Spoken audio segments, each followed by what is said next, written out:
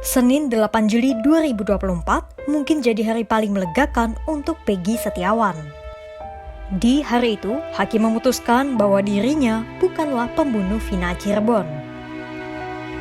Peggy pun dibebaskan dan lepas dari ancaman hukuman penjara seumur hidup hingga hukuman mati. Bermula dari viralnya film berjudul Vina Sebelum 7 Hari, kasus pembunuhan Vina dan Eki pada tahun 2016 pun kembali diperbincangkan. Pasalnya, 8 tahun berlalu, otak pembunuhan Vina dan Eki masih menjadi misteri. Viralnya film ini pun rupanya mampu menggerakkan masyarakat untuk menuntut polisi segera menuntaskan kasus ini. Hingga akhirnya, pada 21 Mei 2024, Polda Jawa Barat tiba-tiba mengumumkan penangkapan sosok yang diduga otak pembunuhan.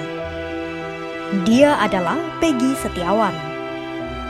Peggy yang mengaku tidak melakukan pembunuhan pun sempat memberontak dalam konferensi pers pada 26 Mei 2024 dan bersumpah rela mati demi membuktikan bahwa dirinya bukanlah pembunuh. Dalam masa penahanannya, Peggy mengaku dirinya sempat mengalami pemukulan di bagian mata oleh seorang penyidik dan juga dibekap menggunakan plastik hingga tak bisa bernafas.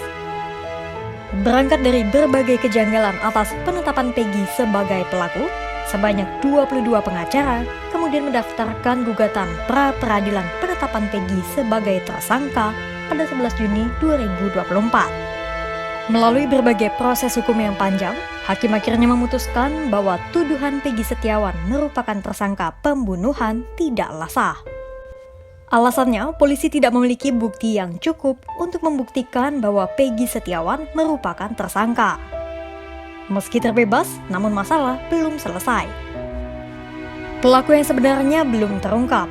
Polda Jawa Barat pun harus menerima tuntutan ganti rugi dari tim kuasa hukum Peggy Setiawan. Besar tuntutan ganti ruginya 175 juta rupiah.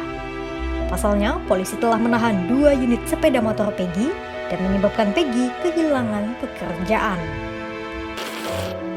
Catatan kelam insiden salah tangkap oleh polisi sejatinya sudah terjadi sejak puluhan tahun silam. Mulai dari kasus yang selesai dengan kemunculan pelaku sebenarnya, hingga kasus lain yang masih meninggalkan tanda tanya besar hingga saat ini.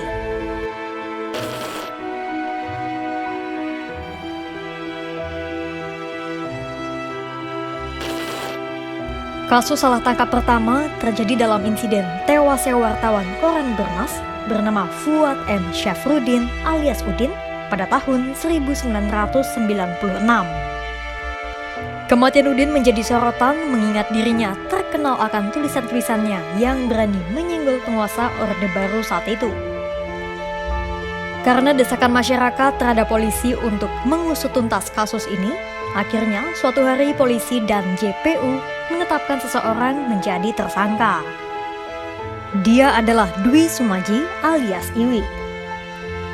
Iwi didakwa maksimal hukuman mati dengan motif yang menyebut bahwa Iwi jengkel lantaran Udin berselingkuh dengan istrinya. Bantahan demi bantahan Iwi sampaikan di depan Pengadilan Negeri Bantul. Bahkan pernah suatu kali Iwi mengaku ia dikorbankan untuk melindungi mafia politik. 1 tahun kemudian, pada Kamis 27 November 1997, Pengadilan Negeri Bantul memutuskan bahwa Iwi tidak bersalah. Dan sampai saat ini, sosok yang mendatangi Udin di rumahnya pada malam hari dan membunuh wartawan Bernas itu masih menjadi misteri.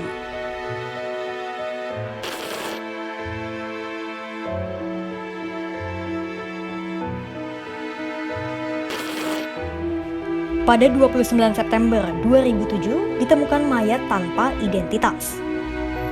Mulanya, mayat itu diduga sebagai seseorang bernama Moh Asrori. 3 orang bernama Imam Hambali, David Eko Priyanto, dan Mamam Sugianto yang tinggal satu desa dengan Moh Asrori pun dituduh menjadi pelaku. Namun, jasad itu rupanya bukan Moh Asrori, melainkan orang lain bernama Fausin Suyanto. Tersangka asli pembunuhan Fausin sejatinya seseorang bernama Rudi Hartono.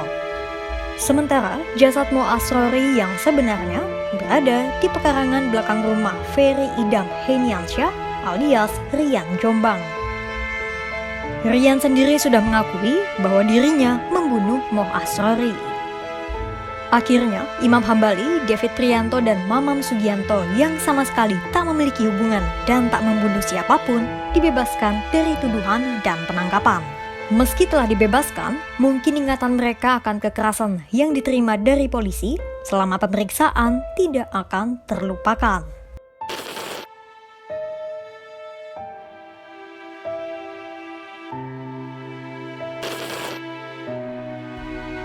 Dilansir dari arsip Koran Harian Kompas, pada tahun 1974, dua orang petani dari desa Bojongsari, Bekasi bernama Sengkon dan Karta pernah dituduh membunuh sepasang suami istri bernama Sulaiman dan Siti Haya.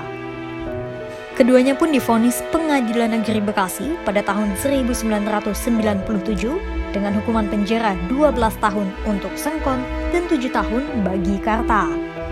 Tapi saat mereka mendekam di Lapas Cipinang, keduanya bertemu dengan seseorang bernama Gunel yang mengaku bahwa dialah pembunuh Sulaiman dan Siti Haya.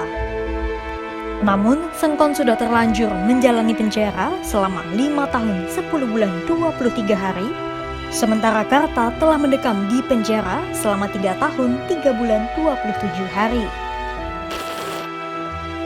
Itu tadi deretan kasus salah tangkap yang dilakukan polisi terhadap masyarakat sipil selain Peggy Setiawan.